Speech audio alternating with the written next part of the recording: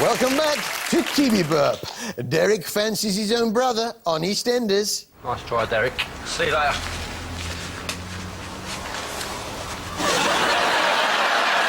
Man with beard can't find his mouth on How to Cook Like Heston. But I want to show them how the potato itself can be used to flavour a dish. And Stephen Mangan sings at Ball Patch Convention on First Love.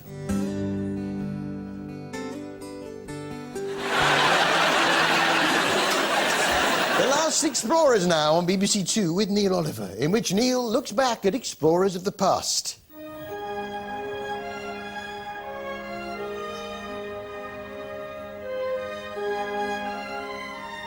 It's the 1st of September, 1867. No, it isn't. It's the 11th of February, 2012. You're 29 years old.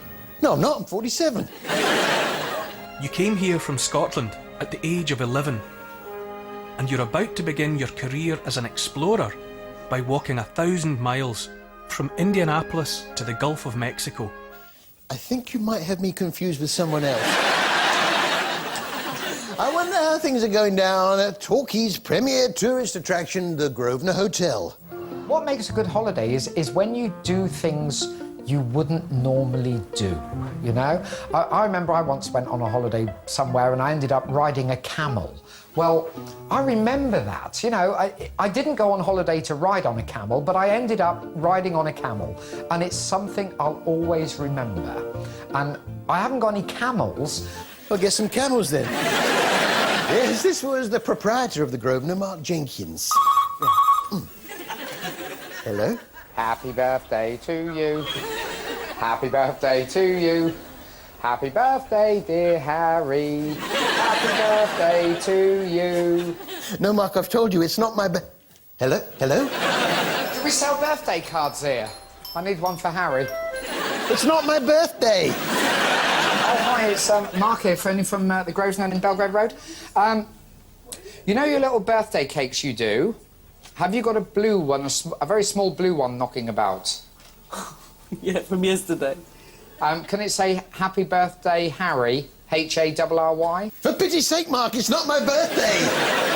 He is good, though, Mark. He could run that hotel single-handed. If I had my way, I would actually clone myself into every job in the entire hotel, and I would only employ myself. What, even me? Yes, definitely. Oh, you'd never clone yourself to me. I would just do every single job myself.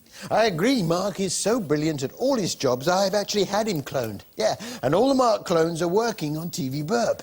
There's Mark the floor manager. Mark on camera 3. Hi!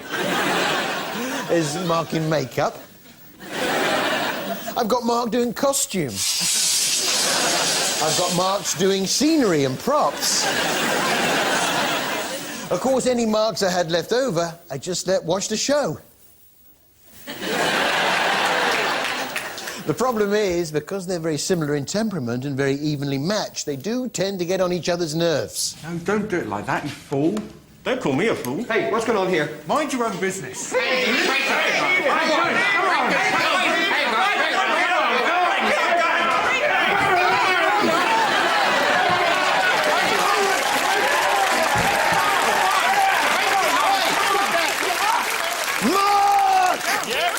Just stop fighting. Sorry. Hang on, you don't look anything like Mark. Yes, you do. Well, she's Chinese. It's ridiculous. Get me the producer.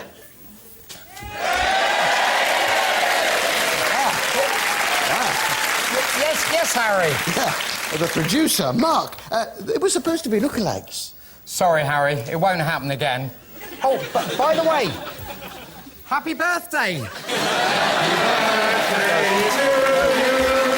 Happy birthday to you. Happy birthday, dear Harry. Happy birthday to you. I told you it's not my birthday. He's a jolly good fellow. He's a jolly good fellow. He's a jolly good fellow. Get out! Now, every now and then, someone new pitches up on TV unannounced. And when you see him, You know, straight away they've got a big future in show business. They dazzle, they excite, they light up the screen, and this week saw one such exciting debut. Yes, it's our TV Burp Stars of Tomorrow, today. TV Burp Stars of Tomorrow today. OK, you can leave the room while we deliberate on your pies. TV Burp Stars of Tomorrow today. Super Scrimpers now on Channel 4, which offers helpful tips on how to save money. If my sink becomes blocked, to save myself going to the supermarket and spending £5 on sink unblocker, I simply pinch the dog's tennis ball, cut it in half, put it in the sink and give it a good pump.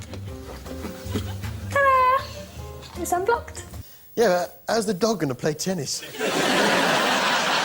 Fashion expert Jem had a handy tip on how to save money on expensive mascaras. Mascara can be so expensive these days, but with one secret ingredient, talcum powder.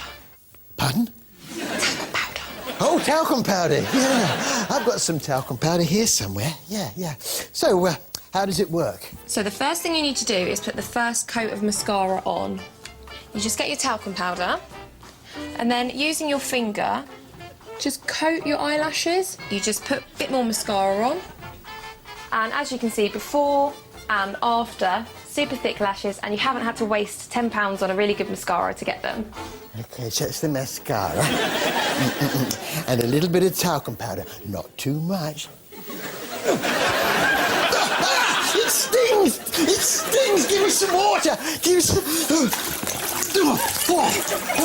Oh, that's better. Oh, just try that. Oh, the funny thing is, after I've washed my face, I normally like to put a little bit of talcum powder on it. It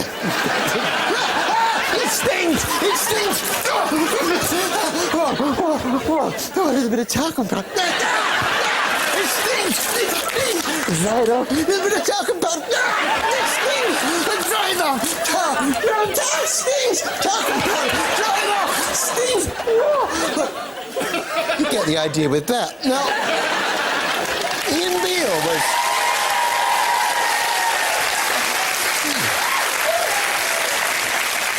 Beale was getting all lovey-dovey with Mandy on EastEnders this week.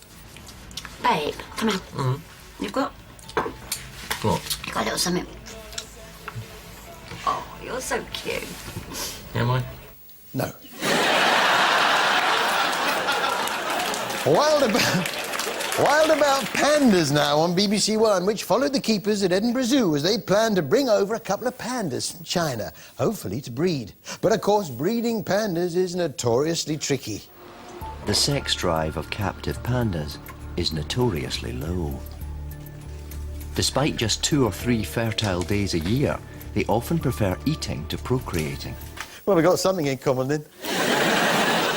All at Edinburgh Zoo were very excited about the new arrivals. Didn't look quite right to me, though. It's not only a coup for the zoo, it's a significant boost for Britain's relations with China. But the zoo have never looked after a panda before, so the pressure's on. I don't know much about animals, but I don't think that's a panda. I think that's a koala.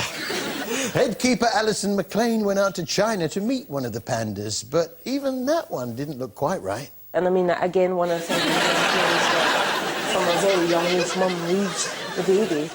I'm not sure that's a real panda.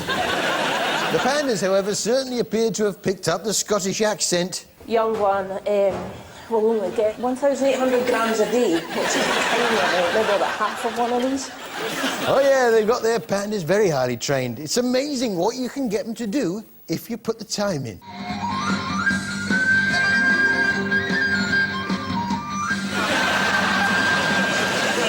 Very highly trained.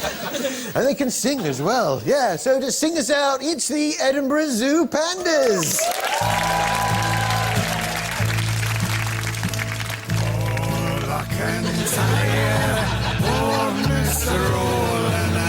From the sea, my desire is always to be here. Oh, Moloch and Tyre.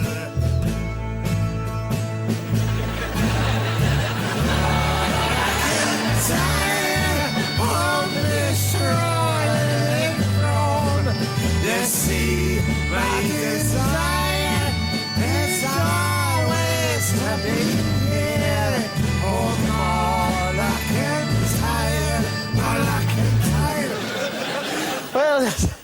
hang on.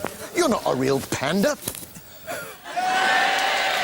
That's all from us here. Good night.